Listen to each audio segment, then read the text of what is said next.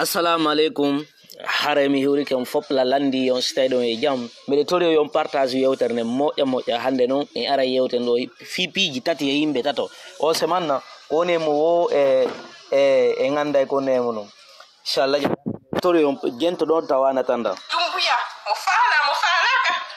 il va se présenter ça c'est forcé c'est pas pour vous mais pour nous les enfants guinéens on lui réclame mais des réclames général Mamadi Doumbouya ka jullere lamu suma simandu 2040 ko kanko woni gerude hiɗuɗon añuɗon ok ko général Mamadi Doumbouya parce que kanko mo gollande sénétion imo gollande sénétion dari yaltudeni ka pays nara pays on fof no santi no gollede donc le général Mamadi Doumbouya on gentitoɗe noon moƴƴa noon mi ara ɗo joni mi yewta en to oɗo ko homboni oɗo gentitoɗe moƴƴa si tawi noon on anditi inde makko nde accitanela inde makko nde ko commentaire ji ɓurta e rasirugol moƴƴa mbiɗe tori o moƴƴa yo gandi nan inde makko nde ka commentaire ji en continue e live meɗen on gentitoɗe on vous réclame vous serez le président de la République de Guinée ɗum ɗon yiɗuɗon añuɗon on présente to ça c'est forcé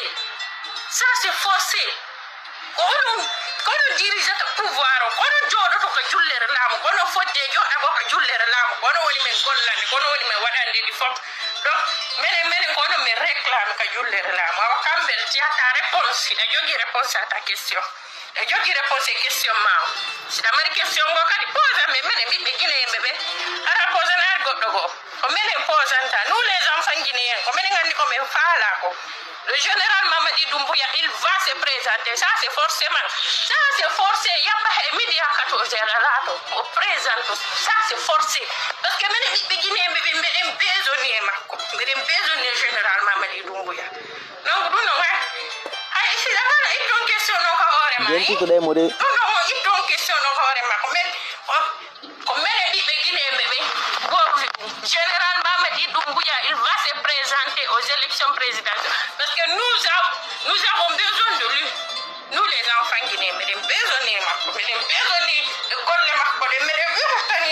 mais des vertani en général.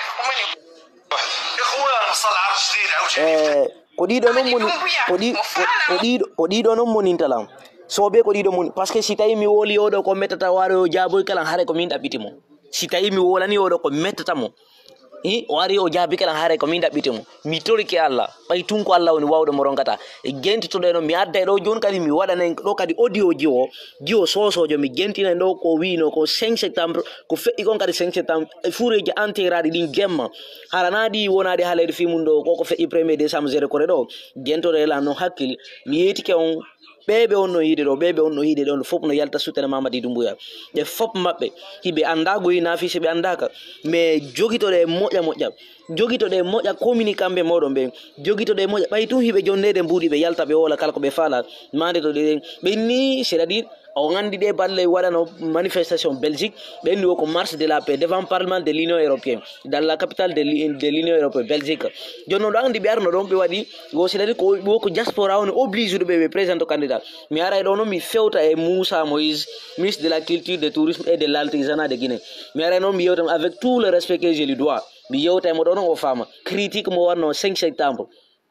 critique o inni un militaire doit pas faire un coup d'état mi aray ɗo noon mi yewtamo par ce que Mamadi woni l'homme de parjure gentitoɗo e noon moƴƴata o jo parce que on nani ko wi kon kanko woko kamɓe c'est eux qui besoin de général Mamadi pour qu'il soit candidat pour les élections organisées les élections qui tiendra dans les prochains jours, je ne sais pas à quel mois ou bien quelle année. Et voilà, parce que oui, programme de charte de la transition, mais viole la constitution ou donc on dit Alpha Condé, on viole la constitution, c'est-à-dire mais Allah il t'a dit parce que il ne faut pas dire yes au monde donc on dit, mais me rappelle un truc bien tout de l'eau Dieu mon on a des no voilà donc bien tout de mon maintenant. Je dis, j'ai la vidéo où Mamadi Doumbouya altère les Guinéens dans un fausse commune. Le jour de son coup d'État, écoutez la fille 300 et quelques jeunes Guinéens militaires qui gardaient Alpha Condé. Et le même nuit là, il les a enterrés. Le jour de son coup d'État là, il a tué 300 et quelques jeunes Guinéens. Et le même nuit, il les a enterrés dans un fossé. Écoutez attentivement, écoutez, parce que là, il y a une révélation. Moi, voilà. Le jeune là l'a filmé. Moi, j'ai les vidéos. Quiconque a besoin, la personne n'a qu'à m'écrire en inbox, je l'envoie. Mamadi Doumbouya a tué 300 et quelques jeunes Guinéens. Il les a enterrés dans une fosse commune la nuit. Le même nuit là. Oui. Ça dit, les gardes-corps d'Alpha Condé là, vous savez très bien, plupart de ces gardes-corps étaient des Koniakés, des Soussous. Beaucoup de jeunes Soussous et des Koniakés et certains jeunes forestiers et certains jeunes peuls. Il les a tués, ça dit, il tue les musulmans et les chrétiens, il les met ensemble, il les enterre dans une fosse commune. C'est un criminel, c'est pas un révolutionnaire, Mamadi Doumbouya, c'est un criminel. Il se fait passer qu'un révolutionnaire, alors qu'il a même une femme blanche. Sa femme est française, c'est un escroc des Français, c'est un espion des Français. Mamadi Doumbouya, ici, tu vas affronter nous les forestiers. Groupe Menando Kama, Unko Isu, Ha Ikunire Tayenda, Nele Kafo, il est mon fala, il est mon chou. Toi, tu peux parler de quoi sur nous les forestiers? Toi, un criminel qui veut venir juger les gens, un criminel qui a tué son peuple, un criminel, un faux type, un drogueur, Mamadi Doumbouya, un soi-disant président, tu n'es pas président parce que le peuple ne t'a pas élu, tu es un criminel. Quiconque a besoin de cette vidéo, que Mamadi Doumbouya a tué les 300 et quelques jeunes Guinéens militaires, il les... C'est-à-dire na juuti ngo yewtere o nani o jio so o jio fori sejo ko yewti kon ko reponde ko mi anday do non mi yewta on do non piiji seedaaji di duwa don famude di andu don fimudo e don andinde be ari jili ngu laamu inde don andinde be jili ngu laamu 5 septembre 2021 bay tumbe ari be jodi ke yeso baron be dari ke be inni ko wal ko be woni wadde ko fi Guinée fop be wara yetini ka der pays men fo wona hunde wotere yewta e kongol gotol kande leydi mede lagine Mamadi na do wino Mamadi o sannama mawba o yaltu yi sarire Mamadi ko zerejo Mamadi ko feno CNRD on kala jokkudo be mi filito moja famo moja nano moja andungu monen kon wolande Mamadi Doumbouya e o wi hande kati o enlevi o itti masque makon Mamadi Doumbouya a levé masque makon peuple de Guinée le peuple souverain de Guinée gentore de la hakke famu ko mon ko wolande o say ko fende do ni problème mo marde on problème e mo CNRD mare wona gotum few enen problème mede on e ala jabbude fo fotta hunde wotere fi immanogol neddo goto itamo e hore mede hande asile jidi pardon ko inete kon dole e gorgu be bura ha peuple de Guinée immode daron andon be forestier bay tumbe empêchi mo mabbe on yonu candidat 2009 be wawata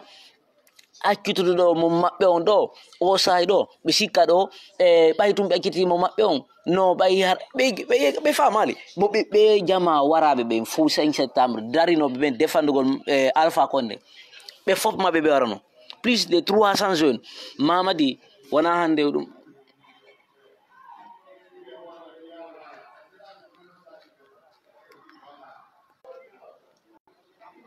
Mamadi koko jetuno fo charte mako mo wolno fi mudon on gentore de la no hakil famon ko no ya photo nani live on ko pido mi anda stay ko signal ma on be jokki do ka kon meritori on akitane lankeri ka live do iyo mo ya famon ko mon ko wolande do Mamadi Doumbouya wana do to mo fuddi warde go o honto fuddi warde depuis hari tan régime Alpha Condé ko don be fuddi warde jonnon be laamike on système ha jon be jogiti be haali be inni be wadata be repetata eraji feedu hande be wattude de gentore de lam no hakil famo o bandirawo meden do mi hildito yewtere makko ne joni mi wadana no mi traditionnel hammo ja famo ko wi ko kono mi fala yo bandirawo meden famo parce que o wi do déjà Mamadi so présenta ki candidat wobbe mabbe yaltuno to ini si Mamadi présenta ki candidat donc harbe portana Mamadi Doumbouya plainte fion hade o wona candidat élection jonade do dede parce que imo continue tum mo darde ko matun haray urmano o ganda Mamadi Doumbouya feta Mamadi feta ko wondube ko feti wombe parce que mi no ay usuji gano wiaton wono ko menen goy fala e Mamadi porto wonu candidat ko menen fala e porto dole ke on wona candidat OK très bien d'accord y a pas de problème bidani ko wi don kon non mi beedi tan matun on bandirawo yewtere mande widane non afena e fes ha jango mi wolay dum non kono non ko wadi hunnu mini fena gentete do mo yanon fama yewtere ndi yewtuda nan wiida Mamadi yo présente candidat parce que ko onon peuple de Guinée besoin Mamadi Doumbouya OK c'est-à-dire yewtere ma nde mi faami ko yewtuɗa ko wona goɗɗo ko leader jogonɗa haalande ko peuple guinéen inuɗa faala e Mamadi Doumbouya proto candidat les élections organisées pour le retour à l'ordre constitutionnel. Ok, joni noon so tawi ko peuple guinéen faala yo soit peuple guinéen hande ɓe jooɗi France hande ɓe walde yaasi wonɓe ɓen Guinée toon yaltuɓe ɓe toon ɓe jooɗi hande France ɓe waali hande yaasi ɓe ala ko ɓe waalo ɓe waali e yaasi ɗuɓol narde tawa ɓeɗon ndiyan narde tawa ɓeɗon diyan narde tawa ɓe ko ɓe walto ɗo yaasi an fof moɗo ɗon andiri ɗon an wawa bandirawo yalta to umbita hunduko ma ko waɗa vidéo a pullo yalta inna ko onon faala e Mamadi wonu candidat a wanduto ɗon ko masibo waɗuɗa ɗo masibo mi yiɗano jabagol ma par ce que simi jaabike ma ɗo ari a jaaboykelan ko metti jama simi jaabike ma ɗo a rewi a yennoyila hara ko min ɗaɓutuma hara fes ko min ɗaɓutuma mbiɗe reconnaitre ɗuna kono wattan yiɗayɗe yewtereji ma nane ɗiɗi wonde waɗa mbiɗa andi noon woodi wonɓe intimidation ɓe faalaɓe posude toon Mamadi Doumbouya o yiya koko wonno ɗi birdeji ɗi wonno wadde ɗo ko réseau sociaux fof andite hunde wotere ko soit Mamadi o yalta ma o yaltira ko dammugal janal ma o yaltira ka fenêtre ko ɗindi mais wallahi Mamadi Doumbouya so annonci candidature makko no masibo mo wiyata on ka leydi la Guinée ko Allah wala non toon Mamadi ñande o annonci candidature makko la Guinée o yiye probléme waɗa o par ce que o hulata min hulata ɓay tun o wi o hulata o ƴinƴata ko anda peuple Guinée on ƴeñƴata ko ɓay noon ko elmingol parti ji politique ɗi o faala mi yetta ɗo opposition e fof meɗen en yi ko feƴƴi ko nde balle ɗo Belgique en fof meɗen yi kon ko feƴƴuɗo la Guinée meɗen buuɗi lanni nder sare nde en fof meɗen ɗi gandi corruption wonɗo wadde e nder leydi menen en hiiɗi recensement ji kono ɗi fewdori yuuɗinoɓe yini ko ɗo 20 ha lo 10 haraɗi lanni no pardon ko ɗo 30 ha lo 20 haraɗi lanni recensement ji hande ɗum waɗima ko 2 mois ko 3e ma woni arde ɗon ɗi recensement ji no wadde nder leydi ɗum ɗo fof ko hollugol ɓe ko samakalaɓe ni ɓe yeytino ɓe sooda machine ji ɗuɗuɗi ɓe sooda ɗum ɗo ɓe waɗay ko sama kala tum ɓe jokke nder ndi leydi men buuri men ni fof muɗum ɓe lanni ɗi hujjude immoɗe e daroɗen daren waɗen ko waɗata 5 septembre mi ara no mi fuɗɗita ɗo yewtere Mamadi Doumbouya ko wi kom ɗaw o ari l'homme de parjure par ce que min nemo l'homme de parjure o ari ɓe waɗi o coup d'état o wariɓe e yimɓe plus de 300 jeunes ɗum no yonali o ari o ƴetti laamu ngu o inni promesse bo yeton ko devant cour suprême devant la CEDEAO devant la communauté internationale o inni moi Mamadi Doumbouya que ni moi ni aucun membre du comité national de rassemblement pour le développement et des organes de la transition ne porterait candidat les élections organisées pour le retour à l'ordre constitutionnel. O inni aucun Guinéen ne doit mourir pour la politique parce qu'on a mis la politique en devant et blessé que nous sommes. Il dit encore, on va t'électer dans notre pays. Nous allons tous conjuguer la même verbe. Ok, c'est pas grave. On dit que non. ɓayo yetti laamu le 14 rencontre maɓɓe kamɓe politicien ɓe ɓen yewtereji ɗi ɓe yewtunoɗo hen fof moɗon conseil ji ɗi ɓe conseil no ɓe ɓenni ko ɓe wonduno Alpha Condé ko ɓe kadi wonduno woɓɓe maɓɓe no ɗo no wonduno hay e Conté ko ɓe wonno fewjude fi leydi yewteɓe ko ɓe famata andon min conseillete woni anda wa sa watana lila ko kuuɗeta waɗoɗa ɗo harayɗa mari probléme e hoore leydi ɗum noon fof feƴƴi hikkitiɗo honno o ari hande kadi o geri ha tawi hande kadi yewtereji ɗin kon feƴƴude par ce que secret ji maɓɓe ɗo fournitere o daarino o fermira médiaji ɗin ɓay o fermi médiaji ɗin hande kadi o tangini kadi o hande kadi o ala hande Guinée heɓata ko humpitaɓe ɓe innino hande kadi ɓe yeyno hande kadi France bo ɓe landi Emmanuel Macron mi anda 63 millions de dollars fino ɓe waɗira o RTG maɓɓe koko innirete RTG koko ɓe woni hollirde ɗo ko journal mi anda ko Dubai ɓe yittoyno on canal ka ko Chine koko o yawno ɗo Chine waɗuno o programme makko Simandu 2040 on artuduɗo ɗo kanko Mamadi officier RTG tawi si ɓe wawa mo intinde radio RTG on ɓe waɗamo hande kadi o comme médiaji ɗin hande kadi tawi ko 63 millions de dollars de euros sim fayal ko ɗum Emmanuel Macron ƴettuno jonnunomo kanko Mamadi ga ɓay noon o yi hande kadi ɗi page ji réseau sociaux no kumpital no toon Tidjani no toon Tolay no toon From FNDC no toon Force Vive o fof muɗum wadde déclaration ɓe ndaari hande kadi noon ɓe ƴetti hande kadi no ɓe eɓɓiloro no ɓe nangira ɓe ɗannina hande kadi président de FNDC on Fonike Mengue e Billo Ba ɓe nangi Fonike Mengue ɓe luttini on noon ɓe kidnappi mo few yawo ya hande kadi tawi journaliste Habib Maron Camara no yaltude ɗi médiaji ɗi o e média sakkitiɗo ɗumanede ɗo tay mo wadde do yewtereji mo dénoncer Mamadi armée mako fo e kambe sener don di jawdi be on jettude do be soda piiji na jawdi Guinée non en fop mede nandu bayi ha metitibe Ousmane Gawa nodduno mo inni mo men o wari ko biro mako o inni men nangete kadi hara goto wata mo yaltude do be inni men nangake men wo men yaltina kadi vidéo ji fi ala giselu donc o yi kadi vidéo ji ko himliyata ala giselu dum non ko jettugol yewtere inna ala giselu no wadi e hore ko be jombi fo be wadi kadi masibu ko hara naari sifa dum non gentito de non moƴa faamo moƴa ko non ko yewtude non feƴƴi hande kadi ɓe daari ɗo ɓe tawi alano ɓe heɓira ɗo preuve ɓe yaltindi photoji ɗo hande kadi créégol jonnugol ɓe faala ɗo forme de plan ɓe jonna ɗo wonɓe wadde vidéo ji ka TikTok ɓe waɗu vidéo ji gon toon ɓe waɗa gris ɓe adda vidéo ji ɗin ɓe jonne $35,000 fino ɓe wawira acquisirde alaji sel tum ɓe portana ɓe plainte France par ce que ɓe daari ɓe tawi dossier guinon ɓe wawali ɓe nanguirde ɗum noon ɗum noon feƴƴi joni noon areno hande kadi noon ɓe aroynoyi noon hande kadi 1er décembre ɓe ari ɗon hande kadi ɓe yehi ɗo ɓe organise ɗi ko feƴƴi kon géré kore ɓe yimɓe mayawiɓe ɗon ɓe inni ko yimɓe 56 woni ko maayi ka star ton yimɓe pompaɓe gaz ɓen e woɓɓe maɓɓe tiraɓe seeɗa woɓɓe maɓɓe ko tawata ko gaz on woni sabu maɓɓe en yii ɗum ɗon ko tawata no hulɓini ha feƴƴiɗi keerol mais ananta jamais bandiraɓe men o yaltuɗo wole o vidéo ɗo ananta ɓe wola ɗum noon ɓe jokki tum wodugo ko Mahamadi o présente on Mahamadi jawle ɗen fof lannama wujjede nde leydi jawle ɗen fof lannama signande naɓede aduna signama partout Mamadi no mari cuuɗi Mamadi ɓiɓɓe maɓɓe fof no mari cuuɗi Europe ɗo no mari cuuɗi Amérique no mari cuuɗi partout e nder aduna o koɓe jooɗi ɗo ɓe inde onon ɓe fulɓe nafigi ɓe ɗo yaltiro innon vive général Mamadi Doumbouya ɗum ɗum feƴi ɓe yimɓe 56 maayiɓe ɓen no géré kore justice on wolali fi ɓen wodi maître ɓe l'école ji noddunoɓe men yewti men ɓenni ko école koɓe janggata ko yata yimɓe 50 ɗon mais ɓawo bila on feƴƴude jangga mum e ɓayi ɓe arti ɗon arunoɓe noon heɓani yimɓe jowo ma sappo arunoɓe ka nder salon c'est à dire ɗum ɗo fof woni ko lutti ka stade ɓe yeytaki ɗum noon Guinéen ko noon famille maɓɓe heɓa récompensation hay fof ɓe ari noon hande kadi ɓe ukki ɓe bandiraɓe ɓe Sierra Leone wonɓe ɓe Conakry ɗo ɓe inni hande kadi ɓe natta ɓe ɗon ko frontiére hinnugol to jama o par ce que ɓe andi 31 décembre no sabbiɓe ɓe ƴetta ɗo noon pose moƴƴa ɓay ɗum noon feƴƴi ɓe ari ɓe waɗi ɗon tawi hande kadi on probléme no wawata heƴude ɗon hande kadi ɓe andi Guinée yawti ɗon ɓe ari ɓe nangi Aliou Ba hande kadi ɓay ɓe nangi Aliou Ba e yi ko sakkitoru ɗo kamɓe Aliou Ba koɓe sakkitoru ɗum ɗo noon ko feƴƴi 2023 2024 koye moni yewtude on ɗo ɓay ɗum noon ari ɓe nangi Aliou Ba ɗo ɓe naɓay mo ñande ɓe ko suudu ñawitirno jama o no jooɗi ayna yawgol kalum ko ƴettugol visa ɗum noon feƴƴi e yi hande kadi 31 décembre hewti nangue ngue fuɗɗiri ko wowi toon ngue mutiri ko wowi toon goto immaki minen woɓe ɓe wolde ɓe immo ɗo haalugol man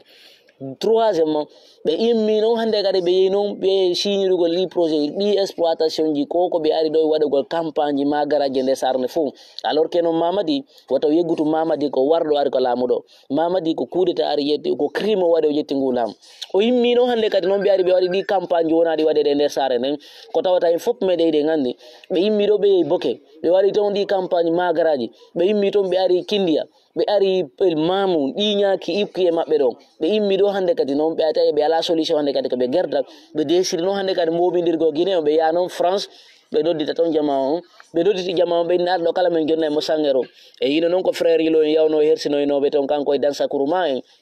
ɓe desidi hande kadi ɓe artata ɗon ha ɓe heɓa préve no ɓe ko ɗum ɓayi ɓe hiltitike ɓe waɗa noon ɗi campagne magaraji ɗo ɓe artoy noon hande kadi ɓe organise ko waɗi comme Belgique ɓe inni ɗo hande kadi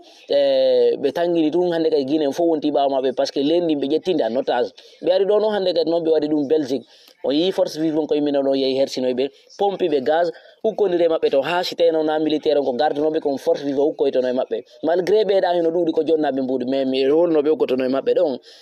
masiba molanaɗo waɗayno toon ɗum noon feƴƴi e yi hande kadi koɓe desidi ko hande kadi ɓe ari ɓe waɗi suspension ɗi parti politique ji ɓe waɗi goɗɗi disu ɓe waɗi goɗɗi programme ji gonto ko tawta e fof meɗen gandi fimu ɗum noon feƴƴi jama on fof muɗum no jooɗi no jokki haaji muɗum ala haalde e fof immoɗe daren kon kon feƴƴude kala limo ɗi révélation ji ɗi mewno wolde to ande menen kadi min ronkay ande menen kadi ko hakki ko min ronkoɓe